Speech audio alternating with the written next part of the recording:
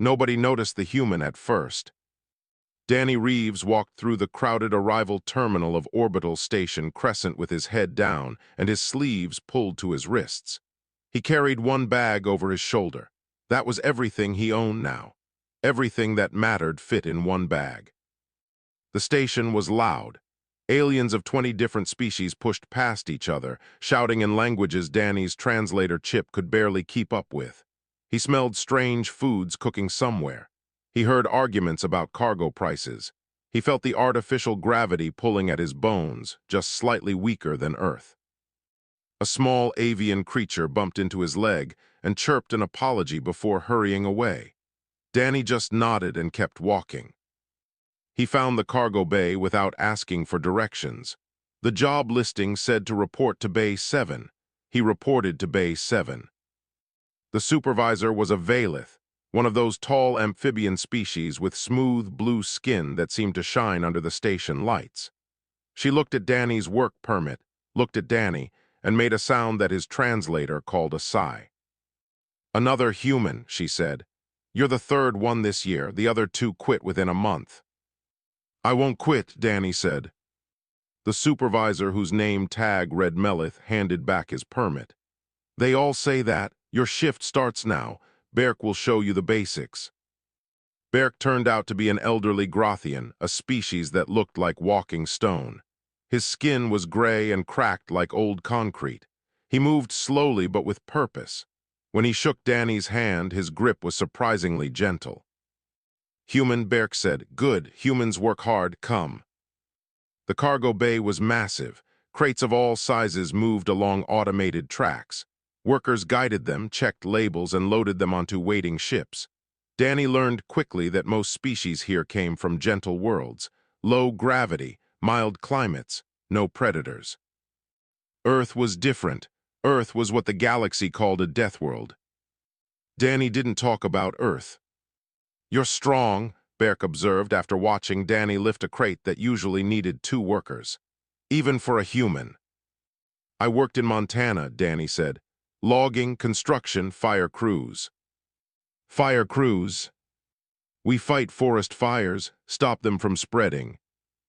Berk's stone face somehow managed to look confused. "Your planet has fires that need fighting." "Sometimes half a state burns," Danny said. "Millions of acres." Berk was quiet for a long moment, then he nodded slowly. "Deathworld," he said, like that explained everything. Maybe it did. The first week passed without trouble. Danny showed up early. He worked his full shift. He stayed late when asked. He spoke only when spoken to and minded his own business. Other workers started to notice him, a human who didn't complain, a human who didn't brag about Earth or try to prove how tough he was, a human who just worked.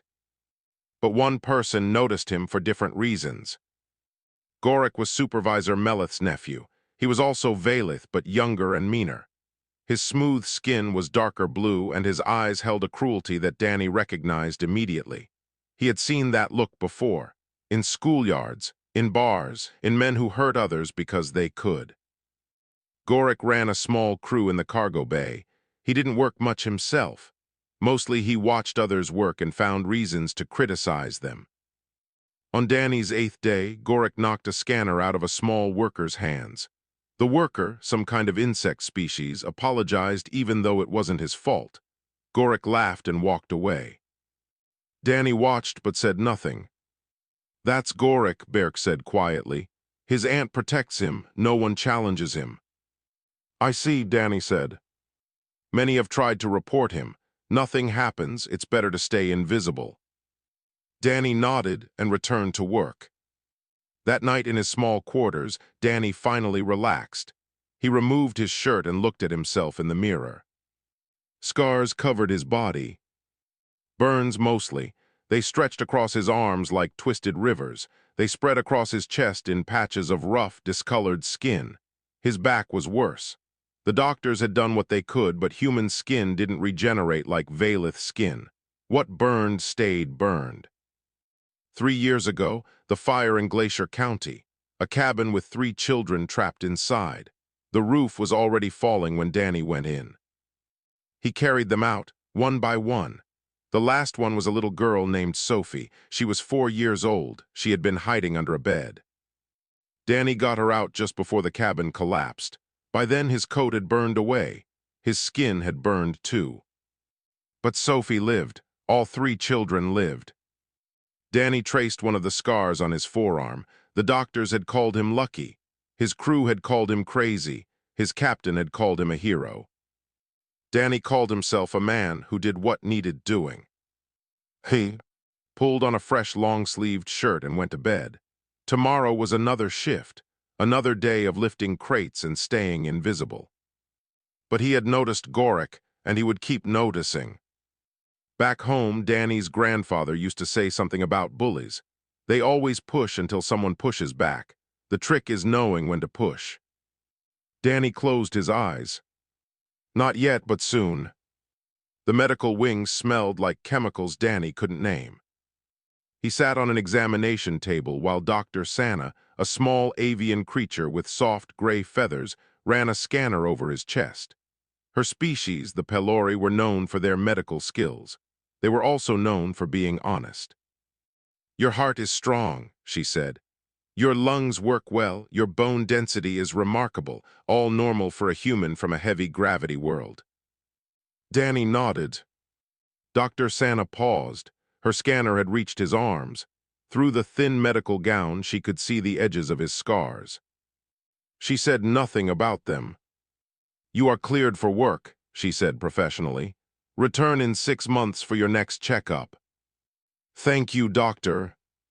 Danny was almost at the door when she spoke again. "Mr. Reeves, the cargo bay can be difficult. Some workers there are not kind." He turned back. "I've noticed. If you ever need someone to talk to, my door is open." Danny studied her small face. Her eyes were warm. She meant what she said. "I appreciate that," he said, and he did. 3 weeks passed. Danny worked hard and said little. He learned the names of his coworkers. He learned who was reliable and who was lazy. He learned which supervisors were fair and which ones looked the other way. He also learned that everyone feared Gorik. The Valith bully seemed to enjoy fear. He would bump into smaller workers and demand apologies. He would assign extra shifts to people who annoyed him. He would mock anyone who made mistakes loudly so everyone could hear. And he had started to notice Danny. "Human," Gorik called out one afternoon. "These crates need to move to Bay 3, now." Danny looked at the crates. There were 15 of them. Moving them all would take an hour. "My shift ends in 20 minutes, Danny said calmly. "Your shift ends when I say it ends." Other workers pretended not to watch. Danny could feel their eyes anyway. "I'll move the crates," Danny said. He didn't argue, he didn't complain, he just worked. When he finished, it was 90. Minutes past his shift. Gorik was long gone. Danny walked to the cafeteria alone. Berk found him there, eating something that tasted almost like bread. "You should have refused," the old Grothian said. "Why?" "Because now he knows you'll do what he says. He'll push harder." Danny chewed slowly. "Good." Berk's stone face crinkled in confusion. "Good? How is that good?" "Where I come from," Danny said, "we had a saying about bullies. They always escalate until someone stops them. The more they push, the harder they fall when someone finally pushes back. But his aunt protects him. No one can push back." Danny looked at Berk with calm eyes. "I'm not from here. I'm from a deathworld. We have different rules." Berk was quiet for a long time. Then he laughed, a sound like stones grinding together. "You're either very brave or very stupid," he said. "Probably both," Danny admitted. The next day, Gorik knocked Danny's tools off a workbench. Danny picked them up without a word. The day after that, Gorik assigned Danny to clean the waste disposal units. Danny cleaned them. Other workers started to whisper. "Why doesn't the human fight back?" they asked each other. "He's afraid," some said. "He's smart," others said. "No point fighting a battle you can't win." But a few workers, the older ones, the ones who had seen more of the galaxy, watched Danny differently. They saw how his eyes followed Gorik. They noticed how calm he stayed, even when he was being humiliated. "That human is watching," Berk told Dr. Sana during his own medical checkup. "Like a hunter watching prey." Dr. Sana tilted her feathered head. "Humans aren't predators." "They're not prey either," Berk said. "They're something else, something that survived a world that tried to kill them every day." That night, Dr. Sana visited Danny in his quarters.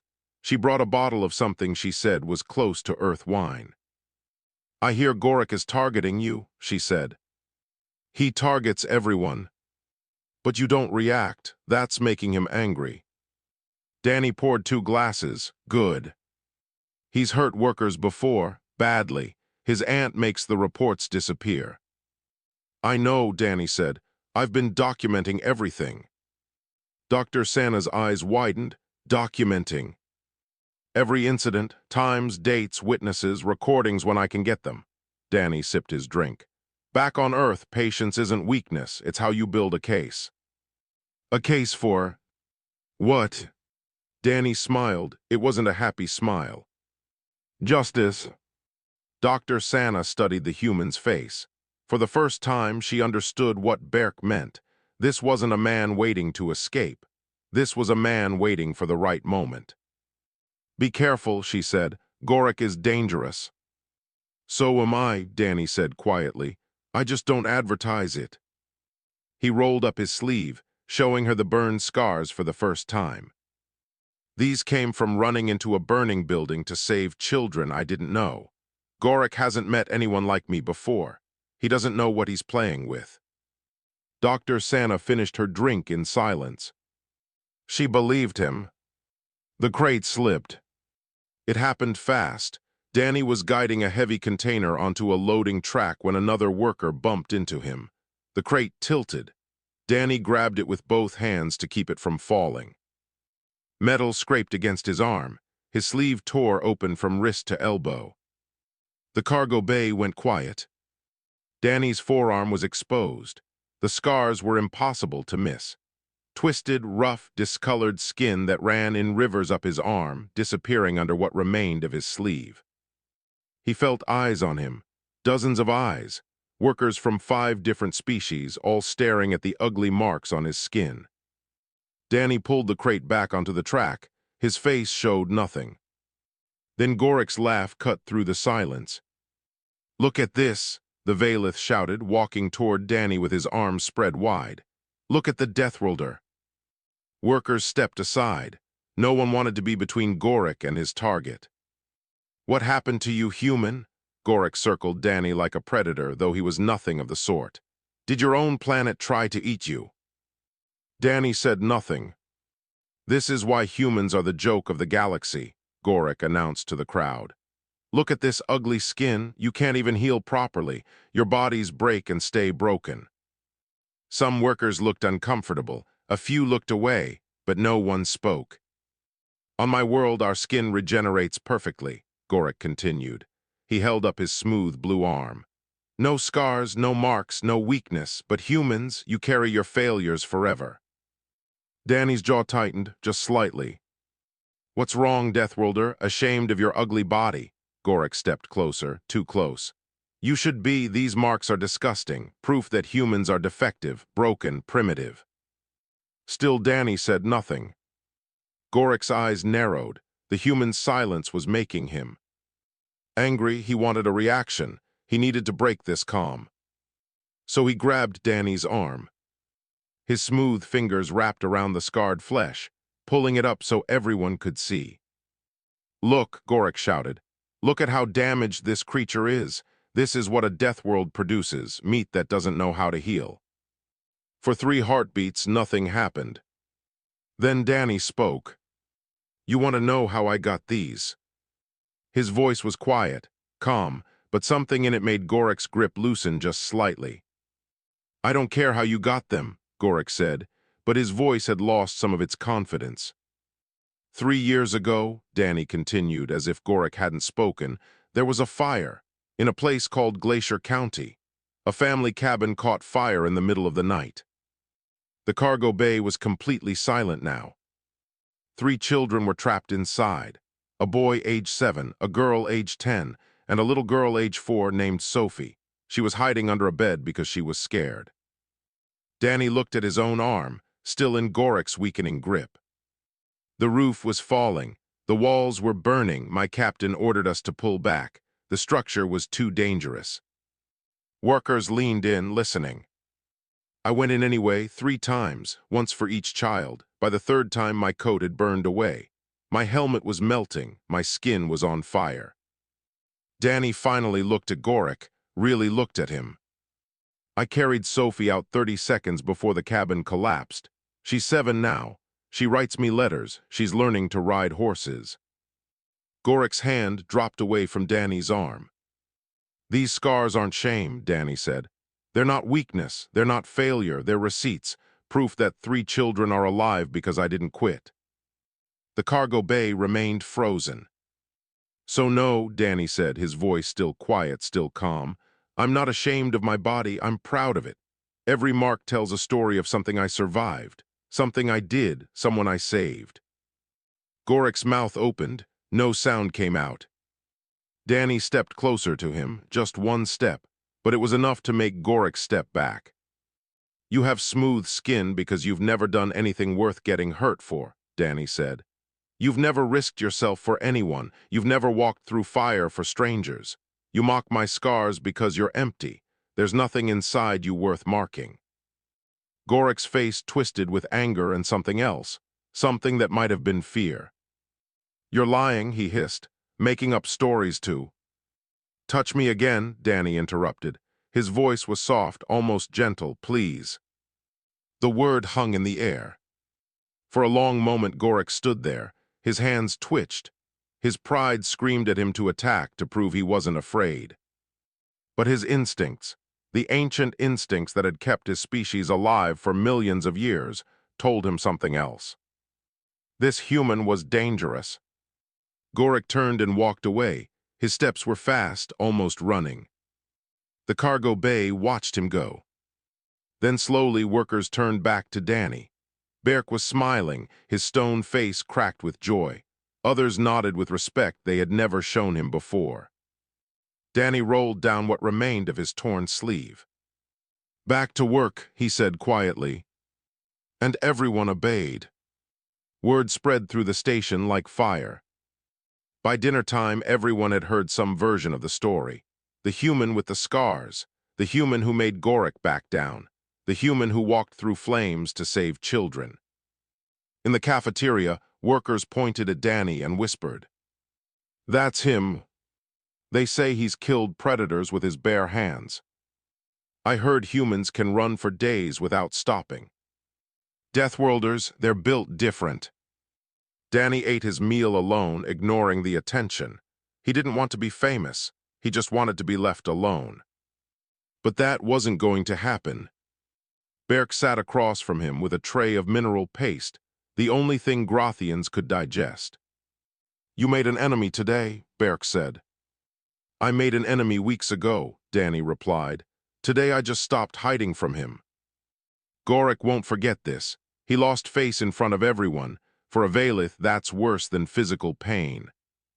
I know, Danny had done his research. Valith society was built on status. Public humiliation was devastating. Gorik would either crawl into a hole or try to reclaim his position through violence. Danny was betting on violence. "You're not worried?" Berk asked. "I'm prepared," Danny said. "There's a difference." Dr. Sana found him that evening in his quarters. "The whole station is talking about you," she said, perching on his desk chair. Her small talons clicked against the metal. "I noticed. They're also talking about humans in general, sharing stories." She tilted her feathered head. "Did you know that a human once held their breath for over 20 minutes? Free diving record," Danny said. "Yeah. And that humans can survive temperatures that would kill most species. And that you once crossed an entire ocean using only wood and cloth. We call them ships." "Fascinating." Dr. Sana's eyes were bright with curiosity. Your species shouldn't exist. Your planet tried everything to kill you and you survived anyway. You thrived. Danny shrugged. We're stubborn. You're terrifying, Dr. Santa said, but she was smiling. In the most wonderful way. Berk visited next, bringing news from the cargo bay. Gorik hasn't shown up for his shift, the old Grothian reported. His aunt is asking questions. She's angry. At him or at me? Both, probably, but she can't do anything to you yet. You haven't broken any rules. Danny nodded. I've been careful about that. He pulled out his personal tablet and showed Berk the screen. Files upon files of documentation. Dates, times, descriptions of every incident, names of witnesses, audio recordings when possible. 6 weeks of evidence, Danny said. Every time Gorik harassed someone, every time he abused his position, every complaint that got buried. Berk's stone eyes widened. You've been building a case. That's what patience looks like where I come from. We don't forget. We don't forgive easily. We watch, we wait, and we gather proof. But his aunt controls the reports. She controls the station reports, Danny agreed. She doesn't control the Galactic Labor Board, or the trade union, or the dozen news outlets that would love a story about workplace abuse on a major trading station. Berk sat back heavily. You're not just defending yourself, you're preparing to destroy him. I'm preparing to get justice, Danny corrected. For me, for everyone he's hurt, for everyone who was too scared to fight back. That night, Gorik sat in his quarters and stared at the wall. His hands were shaking. No one had ever made him back down. No one had ever made him look weak. He was Supervisor Melith's nephew. He was untouchable. But the human had touched him, with words, with those terrible calm eyes, with that quiet voice that promised violence without ever raising itself. Touch me again, please. Gorik couldn't stop hearing those words. He needed to fix this. He needed to prove he wasn't afraid. He needed to put the human in his place permanently. His aunt had told him to let it go, to stay away from the human, to wait for things. To calm down. But Gorik couldn't wait. Every day that passed with Danny walking around unpunished was another day that proved Gorik was weak. He contacted 2 friends, other Valith, workers from a different section of the station who owed him favors. Tomorrow night, Gorik said. I'll get him alone, just the 3 of us. We'll teach him what happens when someone embarrasses me. His friends agreed. They were loyal, they were also stupid. None of them understood what they were about to face. In his quarters, Danny finished his evening workout. Push-ups, pull-ups, the exercises he had done every day since he was 16 years old. He could feel something coming, a change in the air. The way Gorik had looked at him before running away, the silence from the supervisor's office. Something was going to happen soon. Danny smiled grimly in the mirror, his scars catching the light. He was ready. The message came at the start of Danny's evening shift. Report to Storage Section D7. Inventory check. Supervisor orders. Danny read it twice. Storage Section D7 was deep in the station, far from the main cargo bays, isolated, few cameras, the kind of place where accidents happened and no one saw anything. He smiled. Danny grabbed his work tablet and made sure it was fully charged. Then he walked slowly toward Section D7, his boots echoing in the empty corridors. The section was dark, emergency lights only, crates stacked high against the walls, creating shadows everywhere. Danny stepped inside and waited. He didn't wait long. Gorik emerged from behind a stack of containers. 2 other Valith flanked him, both bigger than Gorik, both wearing the same cruel smile. Hello, human, Gorik said. His voice was trying to be confident, but Danny heard the tremor underneath. Surprised to see me. No, Danny said honestly. That threw Gorik off. He had expected fear, confusion, maybe begging. You humiliated me, Gorik continued, walking closer. In front of everyone, you think you can just walk around this station after that? I think you should leave, Danny said calmly. Right now, before this gets worse. Gorik laughed. His friends laughed too, though theirs sounded nervous. Worse for who? There are 3 of us and 1 of you. Your ugly scars won't save you tonight. Danny set his tablet down on a nearby crate. The screen was active, recording. Last chance, Danny said. Walk away. Gorik's face twisted with rage. I'm going to enjoy this. By the time I'm done, you'll have so many new scars that... He never finished the sentence. Gorik swung first. It was a clumsy punch, the kind thrown by someone who had never been in a real fight. Danny moved his head 2 inches to the left. The fist sailed past his ear. Danny's counter was not clumsy. His fist connected with Gorik's stomach. The Valith doubled over, gasping. Danny grabbed his arm and twisted. The sound of tearing cartilage filled the storage section. Gorik screamed. The 2 friends rushed forward. One grabbed at Danny's shoulders, the other swung at his head. Danny ducked under the swing, pulling the first attacker off balance. He used the alien's own weight against him, throwing him into his partner.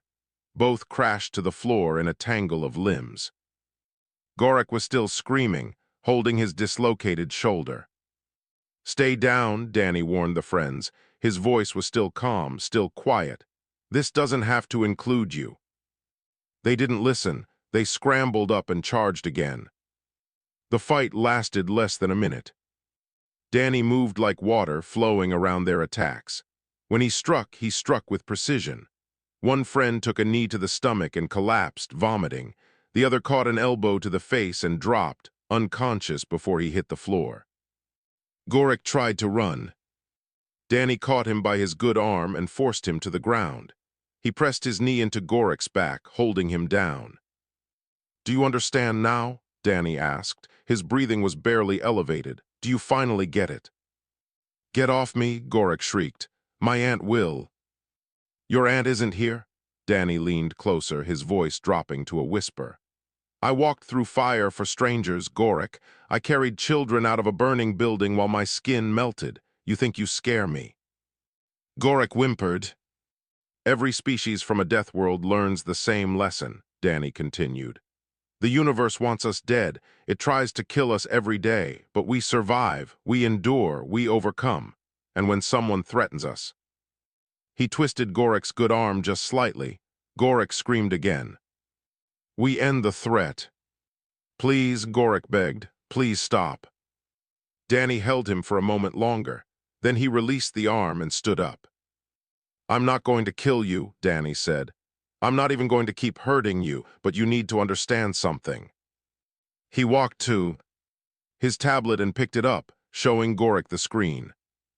This has been recording since I walked in. I have you admitting you planned this. I have you throwing the first punch. I have everything. Gorik's eyes went wide. I also have 6 weeks of documentation. Every time you bullied someone, every time you abused your position. Names, dates, witnesses. You can't. I can and I will. Tomorrow everything goes to the Galactic Labor Board, the trade union, every news outlet that covers worker rights. Danny smiled. It was not a kind smile. Your aunt can't protect you from that. Gorik lay on the floor, broken in more ways than one. Danny walked to the section's communication panel and pressed the security button. This is cargo handler Danny Reeves, he said clearly. I need security at storage section D7. There's been an incident. 3 individuals attacked me. I defended myself. He looked back at Gorik and the 2 groaning friends. They'll need medical attention. Then he sat down on a crate and waited, his tablet in his hands, his scars visible in the dim light. Justice was finally coming. Supervisor Melith's office had never felt so small. She sat behind her desk, trying to project authority. Danny sat across from her, calm as always. Between them, a security tablet displayed the recording from storage section D7.